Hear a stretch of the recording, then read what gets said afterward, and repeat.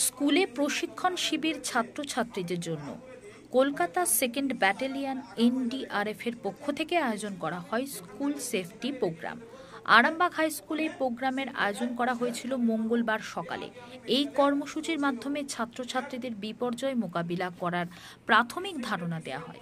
এছাড়া যে কোনো জরুরি আপৎকালীন অবস্থায় আতঙ্কিত না হয়ে কিভাবে সেই অবস্থায় মোকাবিলা করবে তারও শিক্ষা দেওয়া হয়। বন্যা, ভূমিকম্প, আগুন লাগার ঘটনায় আতঙ্কিত না হয়ে কিভাবে একে অপরকে সাহায্য করতে পারে তার শিক্ষা দেওয়া হয়।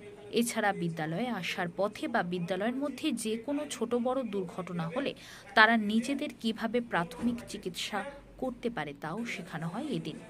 এনডিআরএফ এর পক্ষ থেকে ছিলেন স্কুলের প্রধান শিক্ষক বিকাশ চন্দ্র রায়, রবীন্দ্রনাথ টুডু সহ অন্যান্য শিক্ষক শিক্ষিকারা।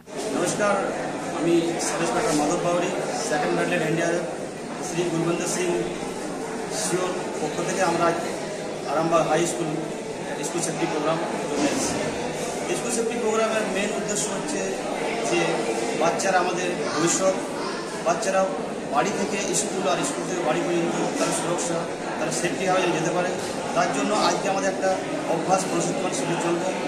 এরপর স্কুল কমিটিকে সেটা কন্টিনিউ করতে হবে যে তারা যেন সেই আমাদের প্রশিক্ষণগুলো সপ্তাহ বা 15 দিন পর বা 1 মাসের মধ্যে একবার পড়ে। এরপরেও কি স্যার অন্য স্কুলে এরকম প্রোগ্রাম চলবে আরামবাগের? স্যার এরপরেও কি আমরা আরামবাগ ব্লকের মোটামুটি এখন সব স্কুলেই করছি, ইভেন পুরো অল ইন্ডিয়াতে চলছে আমাদের এনডিআরএফ তরফ থেকে প্রোগ্রাম। আমরা 2nd ব্যাটালিয়ন কলকাতা, সিকিম, এখন আমরা আরামবাগে এসেছি। আমরা আরামবাগ ব্লক করার পর আরও অন্য ব্লকে। স্যার কতক্ষণ ধরে এই প্রোগ্রাম চলবে? এটা পুরো আমাদের তো এটা পুরো 4 ঘন্টার প্রোগ্রাম। স্কুল কর্তৃপক্ষ যত টাইম দেবে সেইভাবে করবো আমরা। আমি sub inspector Madhab Bauri, 2nd battalion NDRF Kolkata. সেটা আমরা কীভাবে কন্ট্রোল করবো সেটা আমি ডেমনস্ট্রেশনের মাধ্যমে আমার সহায়ক টিমের সাথে আমি ডেমনস্ট্রেশন দেবো। এখানে হাতটা সাইকেল থেকে পড়ে গিয়ে গেছে, হাতটা কেটে গেছে, ঠিক আছে। তো আমরা এখানে কি করবো, মানে বন্ধ করবো। বন্ধ না করলে যে রক্তটা বেশিরভাগ মানে ওখানে বয়তে থাকবে। যখন রক্তটা বেশি মানে চাপ মানে বাইরে বার হয়ে যাবে তখন কি হয়ে যাবে, এ অজ্ঞান হওয়ার সম্ভাবনা বেশি হয়ে যাবে। শরীরে কি হবে, রক্তে শর্ট হয়ে যাবে।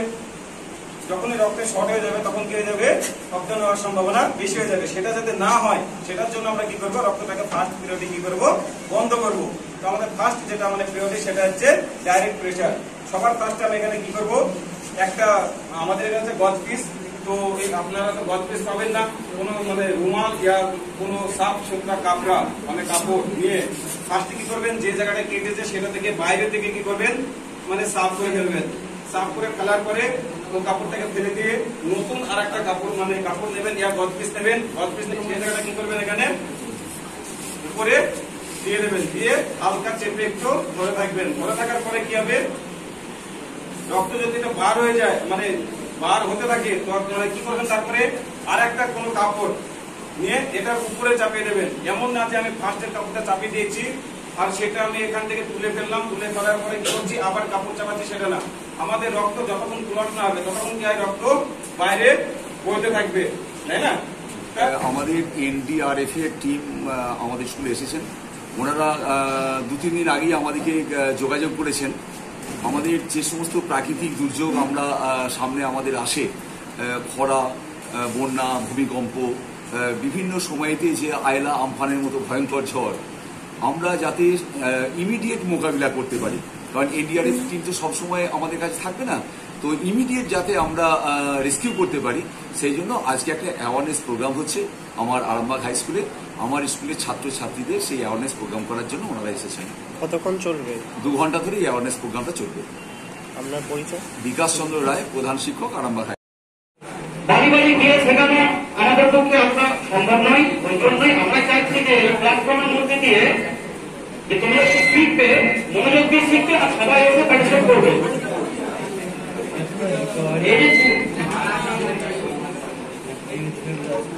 এই 2 ঘন্টার পিরিয়ডে মনোযোগ দিয়ে শিখবে আর সবাই এসে যাদেরকে ডাকবো সবাই এসে পার্টিসিপেট করবে, ঠিক আছে?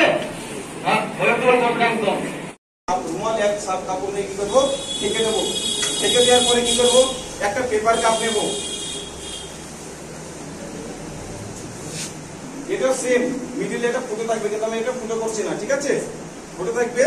আর দ্বিতীয় যে আমার চোখে যে মানে এটা ঢুকেছে পেন্সিলটা, সেটা কি হবে, আমি পেপার কাপের ভিতর দিয়ে কি করবো, এখানে ঢুকিয়ে দেবো।